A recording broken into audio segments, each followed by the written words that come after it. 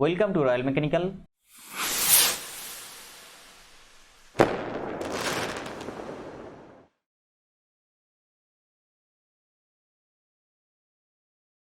Welcome to Royal Mechanical. DRD का तरफ से जो सेप्टेम्बर 10 रिक्रूटमेंट निकल के आया आईटीआई पास स्टूडेंट के लिए टेक्नीशियन ए और diploma and bachelor in science student के लिए senior technical assistant B post पे आज डिस्कस करेंगे technician A previous year most important question लेके। देखिए यहाँ पे जितना क्वेश्चन रहेगा ये एग्जाम होने तक, यहाँ पे जितना क्वेश्चन रहेगा ये फिटर टर्नर मशीनिस्ट वेल्डर के लिए कॉमन क्वेश्चन है। जो क्वेश्चन मोस्ट इंपॉर्टेंट जो क्वेश्चन आया हुआ है और जो क्वेश्चन आ सकता है उसी का डिस्कस यहाँ पे होगा। हर एक क्लास का पीडीएफ मैं टेलीग्राम चैनल पे डायरेक्ट दे दूंगा। जिनको जिनको ये पीडीएफ चाहिए डिस्क्रिप्शन बॉक्स में टेलीग्राम चैनल का लिंक है, लिंक के जरिए से आप लोग टेलीग्राम चैनल पे जुड़ जाइए और वहां से आप ये जरूरतमंद पीडीएफ कलेक्ट कर लीजिए। देखिए यहाँ पे जो क्वेश्चन है मोस्ट इंपॉर्टेंट क्वेश्चन है, इसका एक्सप्लेनेशन मैं कुछ क्वेश्चन का दे दिया और जिसका नहीं दिया अगर उसमें भी कुछ क्वेश्चन का कंफ्यूजन है आपका तो वो जरूर टेलीग्राम पे मेरे को पर्सनली पूछिए और कमेंट सेक्शन में बोल सकते हैं, तो इसका डिटेल्स मैं दे दूंगा। Question number 1, in forging process कौन सा प्रोसेस में? In forging process metal are shaped by answer impact load. Answer हो जाएगा आपका इम्पैक्ट लोड, आपका करेक्ट आंसर हो जाएगा। Next, which method is considered as one of the oldest method of giving required shape to the metal? कुछ option दिया गया, उसमें पूछा गया था कि which method is considered as the oldest method, कौन सा मेथड ओल्डेस्ट मेथड है गिविंग रिक्वायर्ड शेप देने के लिए, कौन सा ओल्डेस्ट मेथड है? आंसर ओल्डेस्ट मेथड जो होता है वो आपका फोर्जिंग, ये आपका करेक्ट आंसर हो जाएगा। Next, which type of forging is done by deforming the metal at the room temperature? कौन सा फोर्जिंग किया जाता है, कौन सा फोर्जिंग का प्रोसेस, ऐसा फोर्जिंग प्रोसेस बोलिए जो रूम टेम्परेचर किया जाता है मेटल में? Answer cold forging. जो कोल्ड फोर्जिंग होता है, कोल्ड फोर्जिंग का वजह से जो बनता है जैसे थिन शीट, टीन, मतलब घर के जो टीन दिया जाता है वो टीन जैसे बनता है, वो कोल्ड फोर्जिंग से बन जाता है। मतलब ये कोल्ड रोलिंग प्रोसेस एक प्रकार का क्या होता है, cold rolling process. Next, the heat treatment of steel to obtain softness, improve machinability, increase ductility, to relieve internal stress and to refine grain size is called answer annealing। देखिए यहाँ पे जितना क्वेश्चन जितना टर्म्स यूज किया जाए, obtain softness, improve machinability, increase ductility, to relieve internal stress and refine grain size, हर एक अलग अलग यहाँ पे जितना टर्म यूज किया गया अलग अलग क्वेश्चन हो सकता है, तो इसलिए पूरा ये टर्म आपको याद रखना है। नेक्स्ट देखिए एनिलिंग क्या है? It is the heat treatment process which alter the microstructure. Microstructure मतलब यहाँ पे कोई चीज है तो उसका अंदर क्या है, स्ट्रक्चर। माइक्रोस्ट्रक्चर मतलब यहाँ पे मॉलिक्यूल्स है, ऐसा मॉलिक्यूल्स यहाँ पे है, तो उसको क्या किया जाता है, उसको जैसे रॉ रहता है, रॉ मटेरियल रहता है, उसमें क्या किया जाता है, उसको हीट किया जाता है। उसको हीट करने के बाद क्या होता है, जो यहाँ पे जो इम्प्योरिटीज वगैरह रहता है, ये जो इम्प्योरिटीज रहता है, ये इम्प्योरिटीज क्या होता है, इस इम्प्योरिटीज रॉ मटेरियल से हल्का होता है, तो इसलिए वो इम्प्योरिटीज ऊपर निकल जाता है। जैसे आप फोर्जिंग का टाइम में जो आप फोर्जिंग शॉप में देखेंगे, जैसे उसको प्रेस किया जाता है हैमर से, जैसे हैमरिंग किया जाता है, देखिए ऊपर से कुछ ऐसा ऐसा लेयर निकल जाता है। कुछ क्या है ये लेयर? ये लेयर है ये इम्प्योरिटीज, जो इम्प्योरिटीज का तरफ ये निकल जाता है, ऊपर से भी निकल सकता है और नीचे से भी निकल सकता है, तो ये है इम्प्योरिटीज ऑफ लेयर। तो इसमें क्या बोला गया, तो microstructure of material change into mechanical और इलेक्ट्रिकल प्रॉपर्टी। इसमें क्या होता है, जैसे ही माइक्रोस्ट्रक्चर चेंज होता है तो उसमें इलेक्ट्रिकल और मैकेनिकल प्रॉपर्टी बढ़ जाता है। Typically in steel annealing is used to reduce hardness, तो इसमें से एक क्वेश्चन हो जाएगा। तो एनिलिन किया जाता है स्टील में, तो उसमें क्या होता है, हार्डनेस, तो रिड्यूस हार्डनेस होता है। इंक्रीज क्या होता है, ductility, and help eliminate internal stress. Internal stress मतलब ये जो इम्प्योरिटीज रहता है इसको बोला जाता है इंटरनल स्ट्रेस। ये इंटरनल स्ट्रेस को क्या करता है, इंटरनल स्ट्रेस को भी रिमूव कर देता है, जो यहाँ पे रहता है इम्प्योरिटीज का तरफ पे, और वो कहाँ का क्या करता है, ऐसे ही निकल जाता है। Next question, question number 5, at room temperature plane carbon steel contents, at room temperature plane carbon steel contents answer ferrite and perlite. Room temperature में जो प्लेन कार्बन स्टील में क्या रहता है, फेराइट एंड पर्लाइट। ये आपका जो क्वेश्चन है इसमें आयरन कार्बन डायग्राम रहता है ऐसा, जिसमें एक साइड में क्या रहता है, ए साइड में रहता है आपका कार्बन परसेंटेज रहता है, और ए साइड में क्या रहता है, ये साइड में रहता है आपका temperature.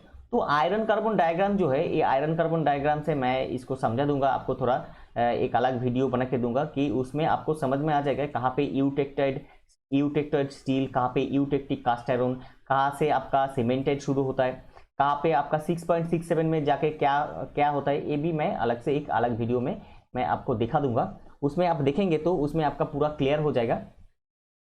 Next question number 6, shank diameter of rivet depends upon, shank most important question number 5 and question number 6, shank diameter depends upon, answer thickness of the plate to be joint, thickness of the plate to be joint, ये आपका correct answer हो जाएगा। Next, rivet of 3 to 10 mm shank diameter size are not used for, rivet of 3 to 10 mm shank diameter size are not used for, answer heavy steel structure, answer heavy steel structure, ये आपका correct answer हो जाएगा। Next, explosive rivet is another type of dash rivet, most important question number 8, explosive rivet is another type of blind rivet, blind rivet यहाँ पे आपका correct answer हो जाएगा, blind rivet ये आपका क्या हो जाएगा, ये आपका करेक्ट आंसर हो जाएगा। Next, what is the hardness of measuring face of anvil and spindle, what is the hardness of measuring face of anvil and spindle, most important answer 800 HV और 62 HRC। आपको मालूम है HV मतलब व्हीकर hardness, जो hardness test, तो इसमें व्हीकर hardness होता है HV का मतलब, और यहाँ पे HRC मतलब रॉकवेल हार्डनेस क्लास C, ये आपको याद रखना है, कभी कभी ये फुल फॉर्म भी पूछा जाता है। Next, what is the accuracy range of stick micrometer, accuracy range of stick micrometer क्या होता है, ±0.005 mm, ये आपका करेक्ट आंसर हो जाएगा।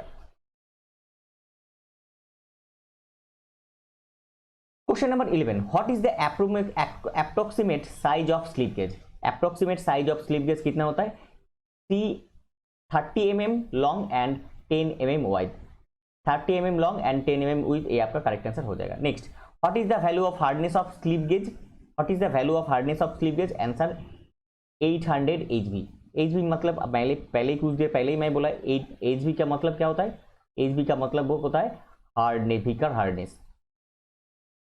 Next, question number 13, what is the value of flatness for surface upon which slip gauge are run, what is the value of flatness for surface upon which the slip gauge run, पहला जो surface रहता है जिसका ऊपर पहला आप slip gauge को रखते हैं, रंग क्या रहता है, रंग का मतलब आपको मालूम है कि दोनों स्लिप गेज को जिस तरीके से जोड़ा जाता है उसको रंग बोला जाता है।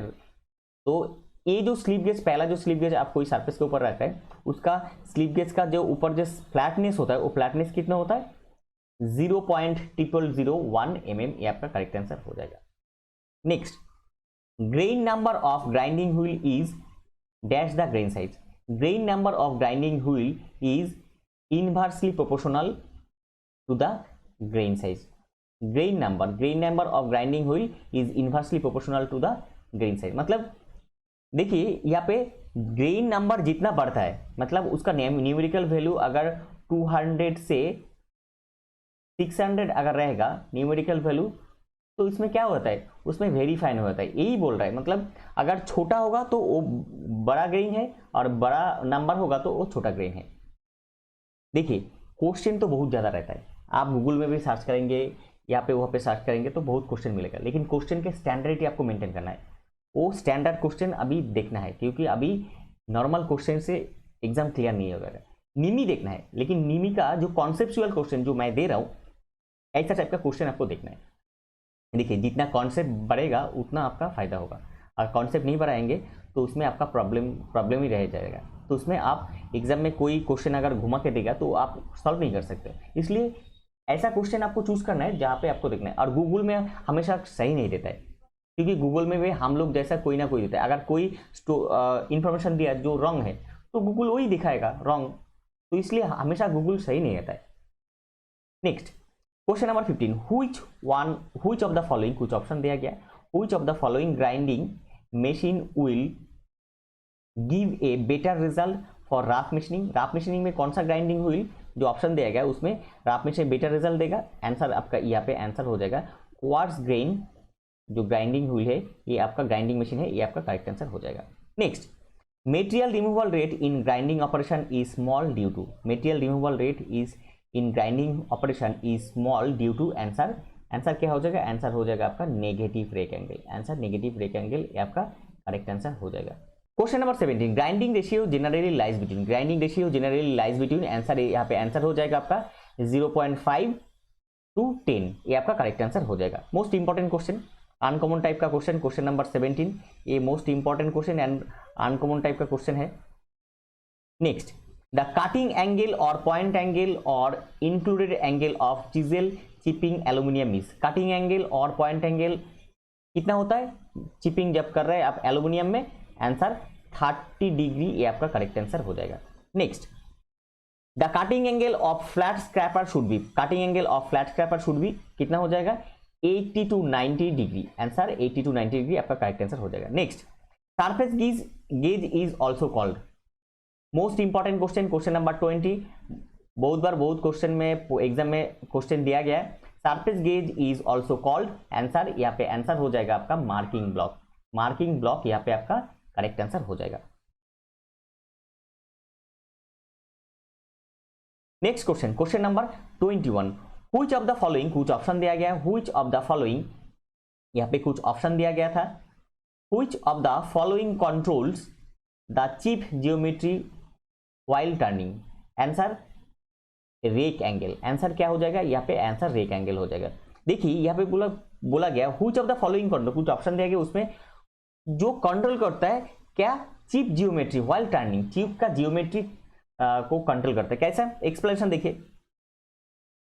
एक्चुअली हम लोग जानते हैं जो सिंगल पॉइंट कटिंग टूल रहता है, जो सिंगल पॉइंट कटिंग टूल रहता है कुछ ऐसा कुछ सिंगल पॉइंट कटिंग टूल रहता है जिसमें क्या होता है, आप यहाँ पे कोई जॉब है जिसका टर्निंग हो रहा है तो चिप यहाँ से फ्लो हो जाता है और यहाँ पे क्या रहता है, यहाँ पे आपका टूल जो होल्डर रहता है, तो अगर यहाँ से चिप फ्लो नहीं हो जाता तो क्या करता है चिप डायरेक्ट यहाँ पे आके घुस जाता है, तो उसमें क्या होता है, तो चिप तो गर्म है, उसमें क्या होता है उसमें वो वेल्डिंग हो जाता है, मतलब यहाँ पे जम जाता है, उसमें क्या आप जो अगर टूल अगर टूट जाता तो उसमें आप निकल नहीं सकता टूल होल्डर से, इसलिए क्या कहता है इसमें रेक एंगल प्रोवाइड किया जाता है इसमें, ताकि आपका जो चिप होता है, जो चिप आपका डायरेक्शन मतलब उसका डायरेक्शन दूसरा तरफ हो जाता है, इसमें आपका ये वेल्डिंग नहीं हो जाता है, तो इसलिए इसका डायरेक्शन कंट्रोल भी बोला जाता है किसको, रेक एंगल को, ये आप याद रखिए। Next, question number 22, a fit design as 30H7 G6 is a fit design as 30H7 G6 is a, कौन सा टाइप का फिट होगा, ये आपका हो जाएगा, देखिए ये आपका क्लियरेंस फिट हो जाएगा। क्यों क्लियरेंस फिट हो जाएगा, आपको मालूम है क्लियरेंस फिट में क्या होता है, होल बड़ा रहता है शैफ्ट छोटा, तो ये देखिए ये यहाँ पे H7 और G6,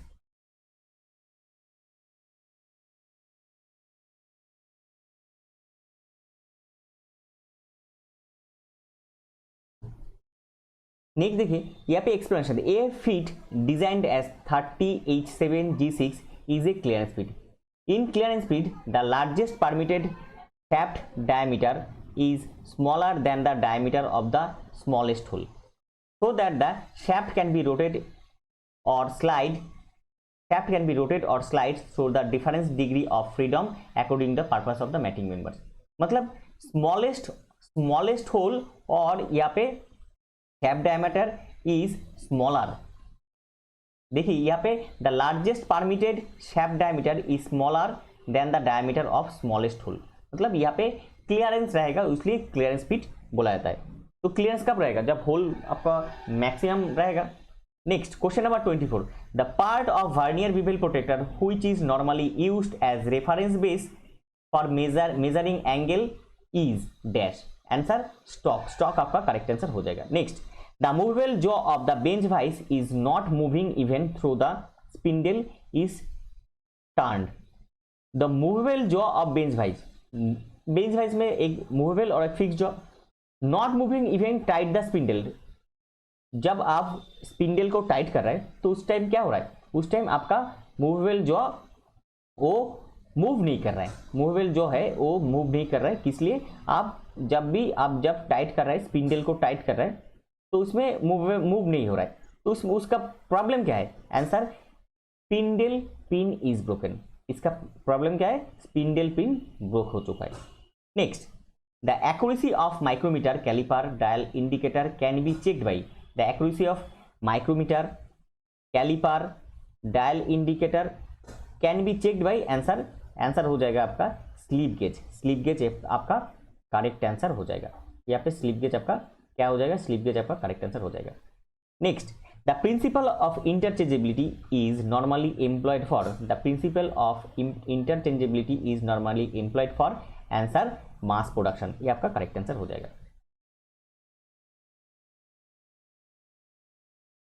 question number 28, which one of the following operation is done by same tool. कुछ ऑप्शन दिया गया, which one of the following operation is done by same tool, answer option जो था आंसर उसी के हिसाब से counter boring and spot facing आपका करेक्ट आंसर हो जाएगा। Counter boring and spot facing जो है ये आपका करेक्ट आंसर हो जाएगा।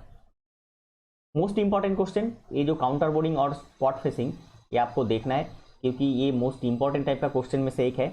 Next, question number 21, largest amount of abrasive material used in, largest amount of abrasive material is used in, largest amount of abrasive material is used in, कहाँ पे use किया जाता है, largest amount of abrasive material is used in, answer buffing, answer buffing wheel, बाफिंग wheel में use किया जाता है largest amount of abrasive material.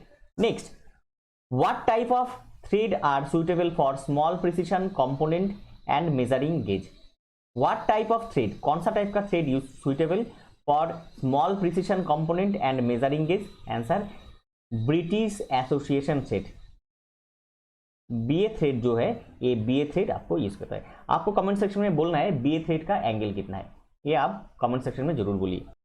देखिए यहाँ पे जितना क्लास होगा आपका एग्जाम होने का एक दिन पहले तक मैं ये पीडीएफ प्रोवाइड करता रहूँगा। लगभग 1500 से 2000, कम से कम 1500 तो ऐसे ही आपका निकल जाएगा टेक्निकल में क्वेश्चन विद आंसर में। ये वन लाइनर टाइप का पीडीएफ मैं प्रोवाइड कर दूंगा फ्री में। डिस्क्रिप्शन बॉक्स में टेलीग्राम चैनल का लिंक है, लिंक के जरिए से आप लोग टेलीग्राम चैनल पे जुड़ जाइए और वहाँ से आपका ये जरूरतमंद पीडीएफ कलेक्ट कर लीजिए। इसके साथ नॉन टेक्निकल क्वेश्चन भी रहेगा, लेकिन आप लोग देखेंगे तब मेरे को अच्छा लगेगा कि हाँ स्टूडेंट देख रहा है, उनका हेल्प हो रहा है, इसलिए वो लोग देख रहा है। ये था आज का टॉपिक। इन्फॉर्मेशन हेल्पफुल लगा तो लाइक कीजिए और चैनल पे पहली बार विजिट किया तो रॉयल मैकेनिकल चैनल को सब्सक्राइब कीजिए। इसी तरह सबसे पहले टेक्निकल जॉब्स का अपडेट पाने के लिए और टेक्निकल एग्जाम का प्रिपरेशन लेने के लिए मिलते हैं अगले वीडियो में। तब तक खुश रहिए और अच्छे से अच्छे प्रिपरेशन कीजिए आपका आने वाला एग्जाम के लिए।